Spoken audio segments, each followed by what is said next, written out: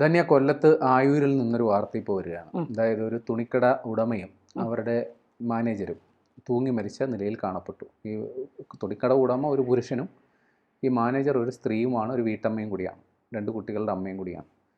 എന്തോ ദുരൂഹതയുണ്ടെന്നാണ് ഇപ്പോൾ അറിയുന്നത്. എന്താണ് അതിൻ്റെ വിവരങ്ങൾ? എന്താണ്? ആയൂരിലെ ജനങ്ങൾ, നിവാസികൾ മുഴുവൻ ഞെട്ടി മൂക്കി കൈവച്ചിരിക്കുന്ന ഒരു വാർത്തയാണ്. കാരണം ഈ മരണപ്പെട്ട ദിവ്യമോൾ എന്ന് പറയുന്ന സ്ത്രീ, അവർക്ക് 2 പെൺകുട്ടികളാണ്. ആ പെൺകുട്ടികളെ തനിച്ചാക്കിയാണ് ഇവർ യാത്രയായിരിക്കുന്നത്. ഈ ഉടമ എന്ന് പറയുന്നത് കോഴിക്കോട് സ്വദേശിയായ അലിയാണ്. ഈ അലി ആയൂരിൽ ഒരു ടെക്സ്റ്റൈൽ ഷോപ്പ് തുടങ്ങുന്നു. അതിൽ ആദ്യം 10-ലധികം ജീവനക്കാർ ഉണ്ടായിരുന്നു. പിന്നെ ജീവനക്കാർ കുറഞ്ഞ് കച്ചവടമൊക്കെ കുറഞ്ഞപ്പോൾ ജീവനക്കാരെ കുറച്ചു. പിന്നീട് 3-4 ജീവനക്കാരെ ഉണ്ടായിരുന്നുള്ളൂ. അതിൽ ഏറ്റവും പ്രധാനപ്പെട്ടത് ദിവ്യമോളായിരുന്നു. ദിവ്യമോൾ കടയുടെ മൊത്തം ചുമതലയും ഈ അലി നൽകിയിരുന്നത്. അലി പുറത്തു പോകുമ്പോഴും മറ്റു കാര്യങ്ങൾക്കായി വീട്ടിലേക്ക് പോകുമ്പോഴും ഒക്കെ ഈ കടയുടെ നടത്തിപ്പുകാര് ദിവ്യയായിരുന്നു എന്നുള്ളതാണ്. ദിവ്യയും അലിയും തമ്മിൽ വളരെ അടുത്ത സൗഹൃദമുണ്ടായിരുന്നു, അടുത്ത ബന്ധമുണ്ടായിരുന്നു. ഈ ഇടയ്ക്കിടയ്ക്ക് ദിവ്യയും അലിയും തമ്മിൽ പുറത്ത് ഡ്രസ്സ് എടുക്കാനായി കോയമ്പത്തൂരും മറ്റേ ബോംബെയിലും ഒക്കെ മറ്റു നഗരങ്ങളിലേക്കൊക്കെ യാത്ര പോകും. അപ്പൊ വീട്ടുകാർക്ക് അറിയാം ഇവർ തമ്മിൽ യാത്രയൊക്കെ പോകുന്നത് കൊണ്ട് ഒരു ദിവസം വീട്ടിൽ വന്നില്ലെങ്കിലൊന്നും ആരും വിളിച്ച് ചോദിക്കാനും അത്തരത്തിലുള്ള ഒരു അന്വേഷണത്തിനൊന്നും ആരും ഇറങ്ങാറില്ല. കാരണം ഇവർ സ്ഥിരം പോകുന്നതാണ്, യാത്രകൾക്കൊക്കെ ഡ്രസ്സിന്റെ ആവശ്യമായൊക്കെ പോകുന്നവരാണ്.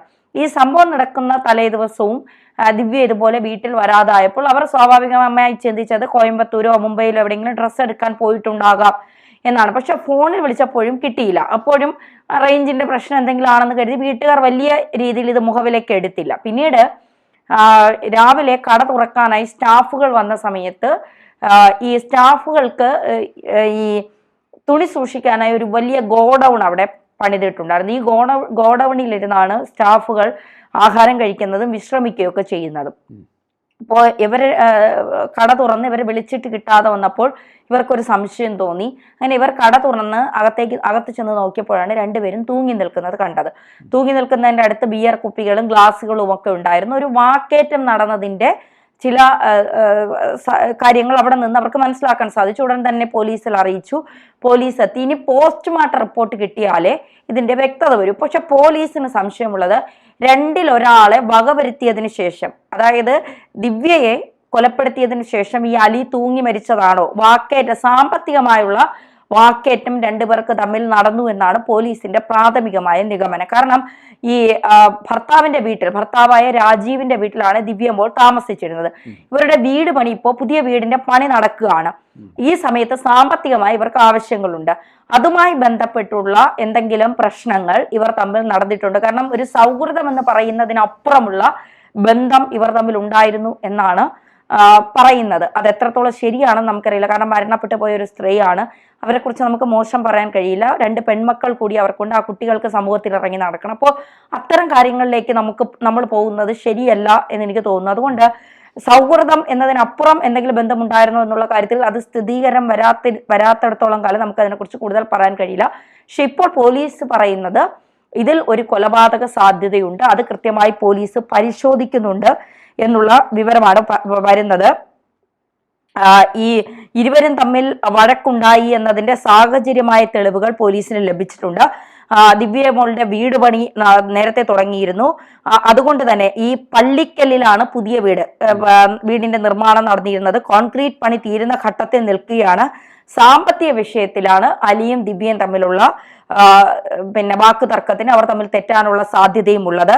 സംഭവം ആത്മഹത്യ എന്നാണ് പ്രാഥമിക നിഗമനമെങ്കിലും ഒരാളുടേത് കൊലപാതകമാകാനുള്ള സാധ്യതയും പോലീസ് തള്ളിക്കളയുന്നില്ല. ദിവ്യയുടെയും അലിയുടെയും ഫോൺ രേഖകൾ ഉൾപ്പെടെ പരിശോധിക്കാനുള്ള ഒരുക്കത്തിലാണ് പോലീസ്. അതായത് ഇവരുടെ ആത്മഹത്യക്കുറിപ്പ് ഇല്ലാത്ത സാഹചര്യത്തിൽ പോലീസിന് രേഖകളായി എന്തെങ്കിലും കിട്ടാനുള്ളത് ഇവരുടെ മൊബൈലിൽ നിന്ന് മാത്രമാണ്. അതുകൊണ്ട് മൊബൈൽ ഫോൺ പരിശോധിച്ച് അതിൽ നിന്ന് കൂടുതൽ വിവരങ്ങൾ എടുക്കുവാനുള്ള തീരുമാനത്തിലാണ് പോലീസ് ഇപ്പോൾ.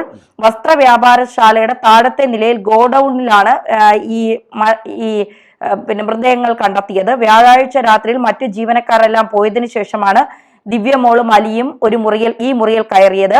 അലി 1 വർഷമായി ഇവിടെ ടെക്സ്റ്റൈൽസ് നടത്തി വരികയാണ്. ജനത്തിരക്കുള്ള ആയൂർ ടൗണിൽ നിന്ന് മാറിയായിരുന്നു സ്ഥാപനം. അതിനാൽ സ്ഥാപനത്തെക്കുറിച്ച് അധികം ആർക്കും അറിയില്ല. അലിയുമായി കടയിലെ ഓഫീസ് മാനേജറായ ദിവ്യമോൾ അടുത്ത സൗഹൃദത്തിലായിരുന്നുവെന്ന് ജീവനക്കാർ പറയുന്നു. സ്ഥാപനത്തിന്റെ നടത്തിപ്പും ഉത്തരവാദിത്വവും മറ്റും ദിവ്യയാണ് ഏൽപ്പിച്ചിരുന്നത്. ഈ കൂടുതൽ ഇവരുടെ ഫോണുകളിൽ നിന്ന് കൂടുതൽ കാര്യങ്ങൾ വിശദമായി പരിശോധിക്കേണ്ടതുണ്ട് എന്ന് പോലീസ് പറയുന്നു. കൊല്ലം ജില്ലയിലെ വിവിധ ഇടങ്ങളിലായി ഫർണിച്ചറുകളുടെയും മറ്റു വിപണനത്തിനായി എത്തിയ അലി 5 വർഷം മുൻപാണ് ചടയമംഗലം മേടയിൽ ഫർണിച്ചർ ഷോറൂം തുടങ്ങിയത്. സുഹൃത്ത് മലപ്പുറം സ്വദേശി ഷാനവാസ് ആയിരുന്നു ബിസിനസ് പങ്കാളി. ഇവിടെ ചെറിയ ശമ്പളത്തിന് 3 വർഷം മുൻപ് സെയിൽസ് ഗേളായി എത്തിയതാണ് ദിവ്യ. പിന്നീട് അലി സ്വന്തമായി വസ്ത്ര വ്യാപാരശാല തുടങ്ങിയപ്പോൾ ദിവ്യ കൂടെ കൂടി. ആയൂർ സ്വദേശിയായ പ്രവാസിയുടെ ഉടമസ്ഥതയിൽ MC റോഡിനരികെ കെട്ടിടം വാടകയ്ക്കെടുത്താണ് വസ്ത്ര വ്യാപാരശാല തുടങ്ങിയത്. ഇവിടെ മാനേജറായി ദിവ്യയെ നിയമിച്ചു. അലി മാസത്തിൽ 1-2 തവണ മാത്രമാണ് കടയിലെത്തിയിരുന്നത്. ബംഗളൂരുവിലും കോയമ്പത്തൂരിലും അടക്കം കടയിലേക്ക് വസ്ത്രം എടുക്കാൻ പോയതായിരുന്നു അലിയും ദിവ്യയും ചേർന്നാണ് പൊക്കോണ്ടിരുന്നത്. വീട്ടിൽ വരില്ലെങ്കിൽ അക്കാര്യം ഫോണിൽ അറിയിക്കുമായിരുന്നു. വ്യാഴാഴ്ച രാത്രി 8 മണിയായിട്ടും ദിവ്യയെ കാണാതായതോടെ ഭർത്താവ് രാജീവ് ഫോണിൽ വിളിച്ചു നോക്കി. രാത്രി 1 മണിവരെയും ഫോണിൽ പരിശ്രമിച്ചു, പക്ഷെ വിളി കിട്ടിയില്ല. മറ്റു ജീവനക്കാരെ വിളിച്ചപ്പോൾ രാവിലെ നോക്കാം എന്ന് പറഞ്ഞു. രാവിലെ രാജീവും ബന്ധുക്കളും കടയിലെത്തി. ജീവനക്കാരനും എത്തിയതോടെ നടത്തിയ പരിശോധനയിലാണ് ജനലിൽ കൂടി ഒരാളുടെ മൃതദേഹം കണ്ടത്. പോലീസ് എത്തി വാതിൽ പൊളിച്ചു കയറിയാണ് 2 മരണങ്ങളും സ്ഥിരീകരിച്ചത്. ഈ വിവാഹശേഷം ഉള്ള ഈ പല അവിഹിത ബന്ധങ്ങളും ഇത്തരത്തിലുള്ള മരണത്തിലേക്ക് കലാശിക്കുന്നതാണ് പലപ്പോഴും നമ്മൾ കാണുന്നത്. ഇത് നമുക്ക് അത്തരത്തിൽ പറയാൻ കഴിയില്ല. 2 പെൺകുട്ടികളെ ഒറ്റയ്ക്കാക്കി ഇവർ പോയത് എന്തിനാണ്? ഇനി ഈ അലി എന്ന് പറയുന്ന ആൾ ഈ സ്ത്രീയെ മാനസികമായി ശാരീരികമായി ഉപദ്രവിച്ചിരുന്നു, ഈ അത്തരത്തിലുള്ള എന്തെങ്കിലും പ്രശ്നങ്ങൾ ഇവർക്കിടയിൽ ഉണ്ടായിരുന്നു എന്നുള്ളതൊന്നും നമുക്ക് അറിയില്ല.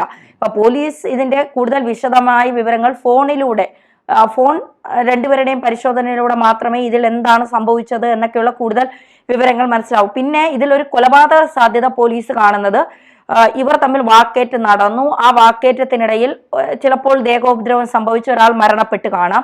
എന്നിട്ട് കെട്ടിത്തൂക്കിയതിനു ശേഷം ഇനി രക്ഷയില്ല എന്ന് കണ്ട് മറ്റൊരാൾ ആത്മഹത്യ ചെയ്തതായിരിക്കാം എന്നതാണ് ഇപ്പോൾ പോലീസ് ഏറ്റവും ഒടുവിലായി പറയുന്ന നിഗമനം എന്ന് പറയുന്നത്. എന്തായാലും ഇതൊരു രാവിലെ തന്നെ വലിയൊരു ഞെട്ടിപ്പിക്കുന്ന സംഭവമായി തന്നെ ഇതിപ്പോ സ്വാഭാവികമാണ്. എല്ലായിടത്തും ഇപ്പൊ നമ്മൾ കേട്ട് പഴകിച്ച ഒരു കഥ അത് മാത്രം. പക്ഷെ ഇവിടെ 2 പെൺകുട്ടികളാണ്. ആ പെൺകുട്ടികളുടെ ജീവിതം ഇതൊന്നും ഓർക്കാതെ മരണത്തിലേക്ക് പോയ ഒരു അമ്മ, എന്താണ് അമ്മയ്ക്ക് സംഭവിച്ചതെന്ന് അറിയാതെ നിൽക്കുന്ന 2 കുട്ടികൾ, ഒരു ഭർത്താവ്. അപ്പോൾ അവരെ വിശ്വസിച്ചായിരിക്കുമല്ലോ ഈ ഭർത്താവ്.